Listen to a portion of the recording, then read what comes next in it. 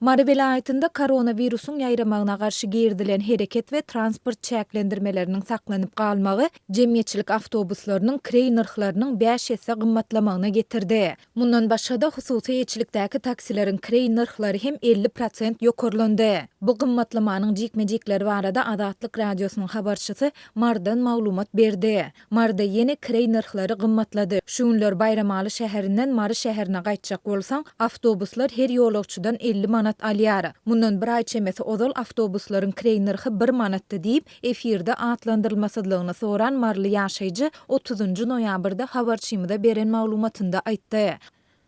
Avtobus gatnawlaryny gaýtadan dikeltdiler. Ýöne häzir polisiýa her 2 ädimde awtobusy saklap, ýolagçylaryň 2 metr aralygy saklaýandygyny ýa saklamaýandygyny barlaýar. Şol sebäpden her bir setirde öň 2 adam oturan bolsa, indi diňe 1 adam oturtýarys. Öňler awtobusa 40-50 adam alýardy. Häzir ýolagçylaryň sany 10-12 adamdan geçmeýär. Biz maddi ziýan çekmejek bolup krey narhlaryny galdyrmaly bolduk diýip awtobus sürüjileriniň biri anonimlik şertinde habarçymyza beren maglumatynda aýtdy. Türkmenistanda COVID-19-nyň ýeke ýagdaýyny da resmi taýdan hasaba almadyk türkmen häkimetleri şu ýylyň tomuz faslynyň ahirinde girdilen bir karantin çäklendirmelerini noýabryň ortalarynda goşudyp başlady.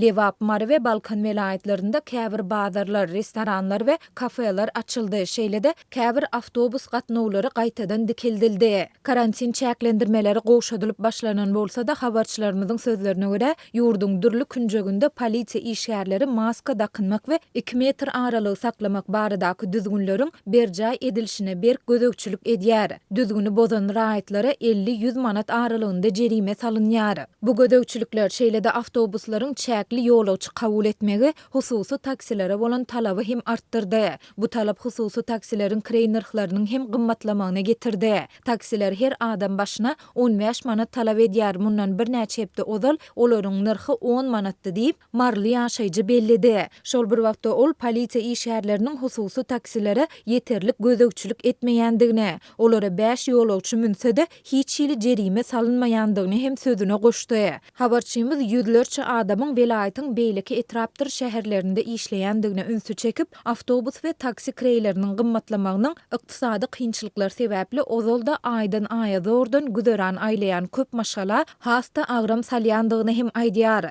Adamlaryň işe gatnamak üçin hiç ýyly şert ýok. Her gün taksa 15 manat berip işe gatnajak bolsaň, aýlyň ýarysy ýol kireye gitjek. Awtobusa müneli diýsek, ýeterlik awtobus gatnawy ýok. Adamlaryň durmuşy gün-günden kynlaşýar diýip Marly ýaşaýjy sözüne goşdy. Azatlyk jemgyýetçilik awtobus narhlarynyň gymmatlamagy barada Türkmen Awtologlary Agentliginden goşmaça maglumat ýa kommentari alyp bilmedi. Agentligiň web saýtynda Balkanabad we Gumdağ şäherleriniň täze awtobus ugru bilen birleşdirilýändigi, Aşgabatda 27-nji we 97-nji belgili täze awtobus uğurlarynyň işe girdilendigi deşilikde 25-nji we 16-njy noýabrda habar berilýär. Ýöne onda gymmatlama ilatyň transport kösünçlikleri barada hiç ýyly maglumat berilmeýär. Ýatlasak 18-nji noýabrda Aşgabatdaky habarçylarymyz şäheriň etegindäki ilatyň transport kynçylyklaryna duçar bolýandygyny hem habar beripdiler. Olaryň çäklendirmeler sebäpli Büzmeýin, Gökdepe, Äneýýaly,